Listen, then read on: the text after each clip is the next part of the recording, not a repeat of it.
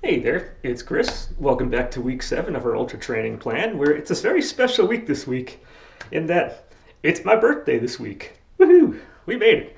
So this also means I get to bring back one of my old favorite workouts that I've been doing now for the last 11 years, which if you want to join in, I would highly encourage it. And that is on my birthday every year, I have a challenge run of I go ahead and I run my age. And for the sake of I usually call it my birthday challenge run. For the sake of this, we're just going to call it the Laurelman challenge run. And that is now to be when I turned 34. I first started doing this, and that doesn't mean I run 34 miles on my birthday. What it's going to mean is I'm going to run 3.4. Now, times have changed. The digits actually haven't. Not much has changed. I just kind of flip flop those two numbers around. So I get to run a 4.3 mile run this year. But it's just a derpy way, kind of a fun way to just bring in an extra interest into our workouts that we're doing. In that, if you're like me, if you kind of like say you're looking for like a widget on Amazon or something, and you start reading all the comment sections, and you go this, that, and you kind of go through, and you're scrolling through this stuff, all of a sudden by the end, you get overwhelmed. All of a sudden, everything sounds like what you're buying is going to be terrible. If you're going like doing these workouts, you're probably following some mind, you're probably looking at other stuff, you're looking like all over to get all the info you can get, and it becomes really overwhelming on what we're doing. And we kind of lose focus and kind of lose sight of the fact that we're supposed to be having fun doing this stuff. We're doing these races because they're entertaining, they're fun, it's good to do. You're not running an ultra to say you're getting in shape. You might be doing like a sprint, a super, maybe a beast to kind of get in shape. You're not doing an ultra because you want to get in shape. You're beyond shape. You're probably doing too much stuff. You have a chance of doing too much stuff at this point, and it may not be good for you.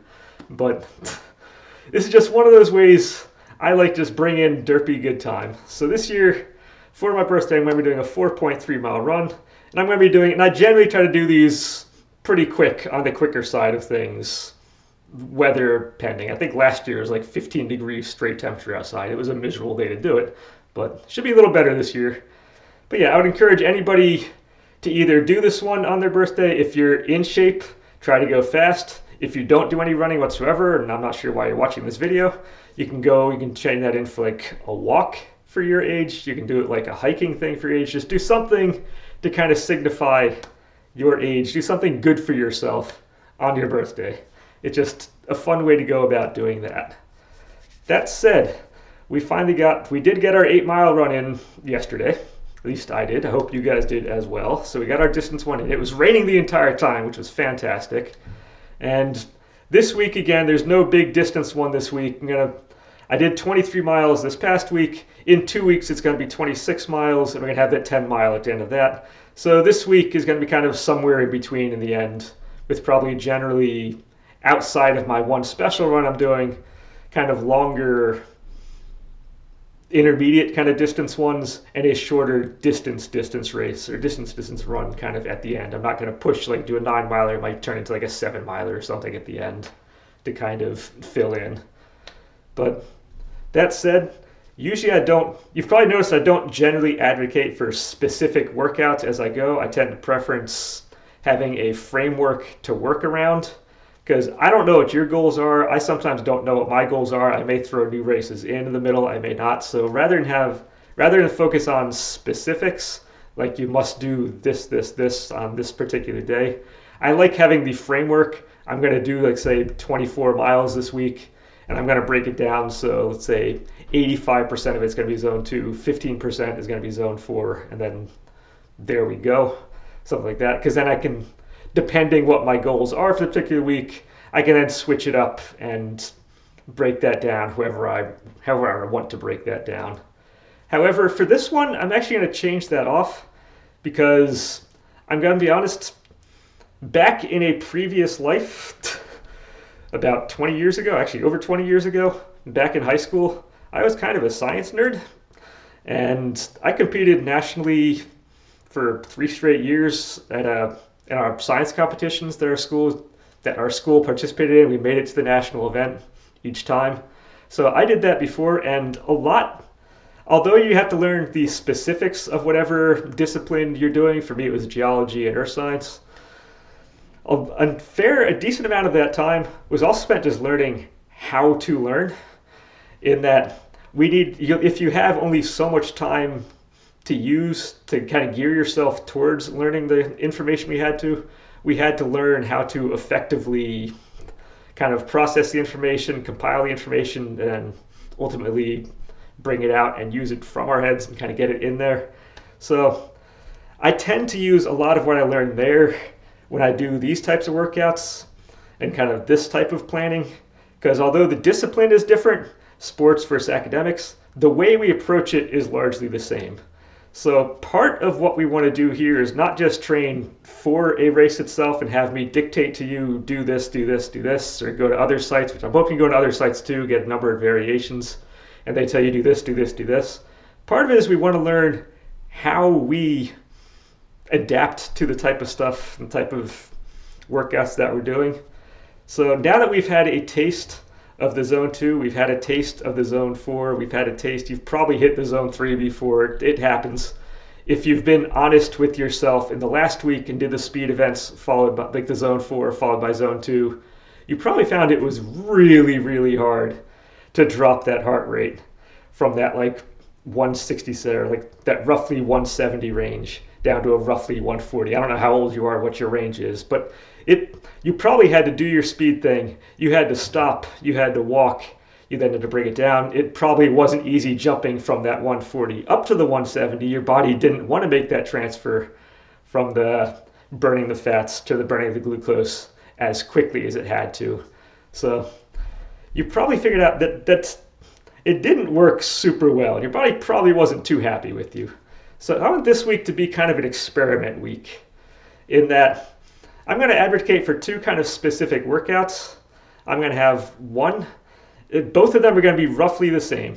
You're going to go out, maybe have like a mile and a half of kind of a warm-up period, followed by, let's say, 2 repeats of a either half mile or 3/4 mile, let's say a 4 to 5 minute zone 4 event. Kind of, you slow it back down and then go out and do another kind of 4 or 5 minute zone 4 event before kind of doing a cool off run, like a zone 2 run towards the end. And on one of those days, on the first day, do a zone 2 up to that point. Do that first like mile and a half in zone 2, and then go right into the zone 4 for the speed thing. Zone 2 to kind of cool off. You have to walk a little bit, zone 2 to cool off. Do it again and do zone 2 to finish. And on the second day, we do that again. They're not going to be consecutive days. On the second day, kind of do the same thing. Start with that mile to mile and a half, but rather than zone 2, bump it up to like a zone 3. So rather than go like that 140 beats per minute, try to go like 150 to 155 beats per minute, and then go right into your zone 4.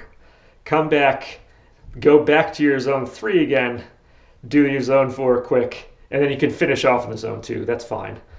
But we want to test, what I want you to see is effectively how your body reacts to different stimuli. How does it feel going quick after burning the fats at the zone 2 on the first workout versus how does that feel starting with the glucose, starting with your body burning glucose, and then going into a speed event? And does that make things easier? Does that make things harder? I want you to learn for yourself, observe and learn how these particular stimuli work for you so that as we go on, and again, this is probably doing the Ultra here is probably part of a larger fitness scheme for you. You probably have other races or other events you want to do. This might be the start of your season. This might be the end of your season. This tends to be the end of my season. Then I don't just do have fun stuff after that because I personally don't like summer workouts. So that's a me thing. But this is going to be part of a larger system for you. And you're going to be doing this probably for years down the road too. Other events, maybe this, maybe not. So part of this, just like in my science learning back in my previous life in high school, we need to, where I had to learn how to learn. I want you to learn how your body responds to this so that as you go forward, you can get the most out of these workouts. If you want to do speed workouts later on, you'll know how to warm up into it. You've probably never thought about how you warm up into a workout. You just kind of go, okay, this is how I've done it in the past.